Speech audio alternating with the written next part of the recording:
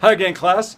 Mac Engel here for another exciting edition of the Mac Attack for the Fort Worth Star-Telegram. I am in Santa Clara, California, where the Dallas Cowboys just defeated the San Francisco 49ers by the final score of 24-17. It was a game where the Cowboys trailed 14-0 before rookie quarterback Dak Prescott threw two first-half touchdown passes, and the Cowboys defense only allowed 3 more points the rest of the way. So the Cowboys now are 3-1 without Tony Romo.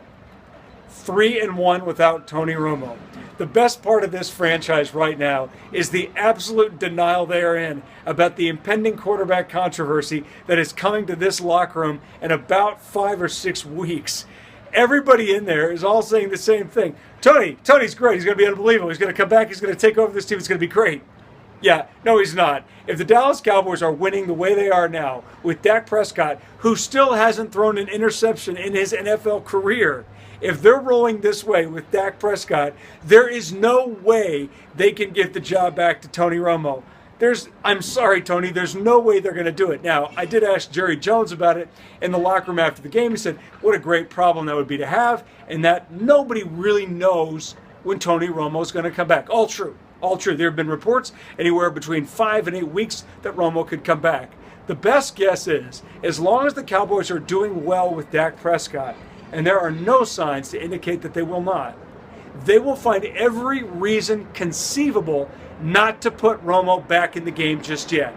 And should they put him back in the game, hey, come on, I'm trying to do a job here. Should they put him back in the game and he throws an interception, brother, look out. Because whatever pressure Tony Romo thought he felt before, he's never once felt a guy breathing down his neck, a younger guy breathing down his neck for his job.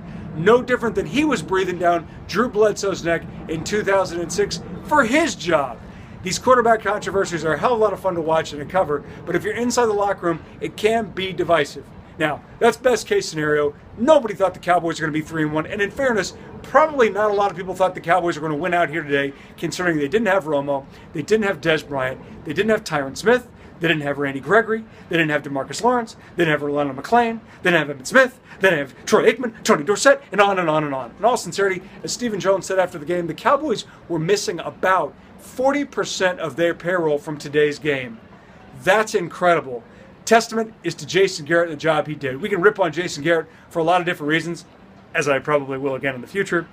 Today's not one of them. This week is not one of them, because he kept this team believing that they can be competitive, that they can win games, even though they don't have their starters, even though they don't have their stars, even though they don't have their Pro Bowlers, even though they don't have their all-pro players. They did it. They deserve the credit. Kudos to the Cowboys and Jason Garrett, but I can't wait for a little quarterback controversy.